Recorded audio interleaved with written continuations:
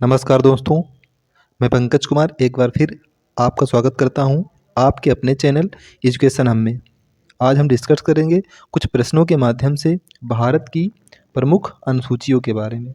तो आइए कुछ प्रश्नों के माध्यम से हम लोग डिस्कस करते हैं भारत की प्रमुख अनुसूचियाँ। देखते हैं हम पहला प्रश्न है कि निम्नलिखित में से किस सूची में संघ एवं राज्यों का उल्लेख किया गया है। ऑप्शन है प्रथम अनुसूची, तृतीय अनुसूची, पांचवी अनुसूची या इनमें से कोई नहीं। इसका सही आंसर है ऑप्शन ए प्रथम अनुसूची। प्रथम अनुसूची में ही भारत के संघ एवं राज्यों का उल्लेख किया गया है। अगला प्रश्न है निम्नलिखित में से किस अनुसूची में विभिन्न पदाधिकारियों के शपथ का उल्लेख किया गया है। प्रथम अनुसूची, नवीं अनुसूची, सातवीं अनुसूची या फिर अगला ऑप्शन है तृतीय अनुसूची। इसका सही आंसर है ऑप्शन डी तृतीय अनुसूची।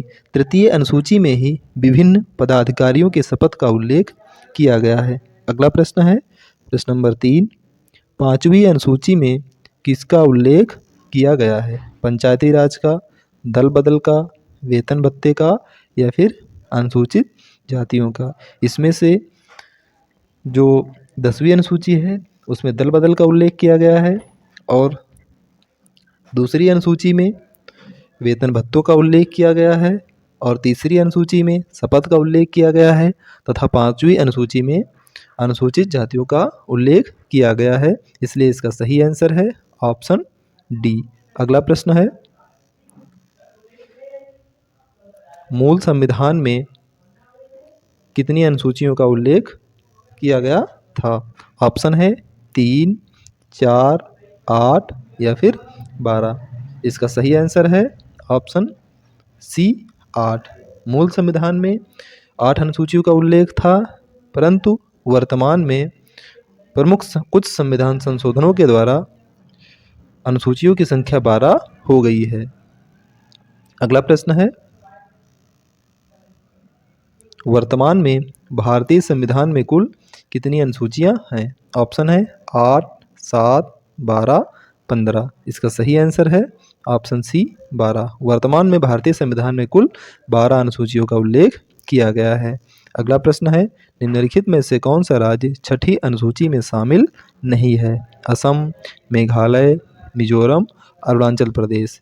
इसमें से असम, मेघालय, मिजोरम त्रिपुरा और मिजोरम ये चारों ही राज्य छठी अनुसूची में शामिल हैं, जबकि अरुणाचल प्रदेश छठी अनुसूची में शामिल नहीं है। इसलिए इसका सही आंसर है ऑप्शन डी अरुणाचल प्रदेश। अगला प्रश्न है वर्तमान में संघ सूची में कुल कितने विषय हैं। ऑप्शन है 97, 100, 61, 47। आपको बता दूं कि मूल संविधान में कुल 97 विषय थे, परंतु इसमें से 3 नए विषयों को संघ सूची में शामिल किया गया है। इसलिए वर्तमान में संघ सूची में कुल 100 विषय हो गए हैं। इसलिए इसका सही आंसर है ऑप्शन बी। अगला प्रश्न है निम्नलिखित में से कौन सा विषय संघ सूची में शामिल नहीं है। रेल, डाक विभाग, विदेशी मामले, वन। इसका सही आंसर है ऑप्शन डी 1। इसमें रेल विभाग, डाक विभाग, विदेशी मामले ये तीनों ही संघ सूची के विषय हैं, परंतु जो वन है वो समवर्ती सूची का विषय है। इसलिए इसका सही आंसर है ऑप्शन डी। अगला प्रश्न है वर्तमान में राज्यों में कुल राज्य सूची में कुल कितने विषय हैं। 61, 66, 47 या फिर 52। इसका सही आंसर है ऑप्शन ए 61। मूल संविधान में 66 विषय थे, लेकिन इसमें से 5 विषयों को निकाला गया है, जिसके कारण अब वर्तमान में इसमें 66 विषय बचे हुए हैं। अगला प्रश्न है निम्नलिखित में से कौन सा विषय राज्य सूची में शामिल नहीं है। कृषि, जनस्वास्थ्य, जेल या फिर शिक्षा। इसमें कृषि, जनस्वास्थ्य, जेल ये तीनों ही राज्य सूची के विषय हैं, परंतु शिक्षा समवर्ती सूची का विषय है, जो 42वें संविधान संशोधन 1976 के द्वारा जोड़ा गया था। इसलिए इसका सही आंसर है ऑप्शन डी। अगला प्रश्न है वर्तमान में समवर्ती सूची में कुल कितने विषय हैं? ऑप्शन है 52, 61, 47 या फिर 44। इसका सही आंसर हो जाएगा ऑप्शन ए 52। वर्तमान में समवर्ती सूची में 52 विषय हैं, लेकिन मूल संविधान में इसमें 47 विषय थे। लेकिन 5 विषयों को जो कि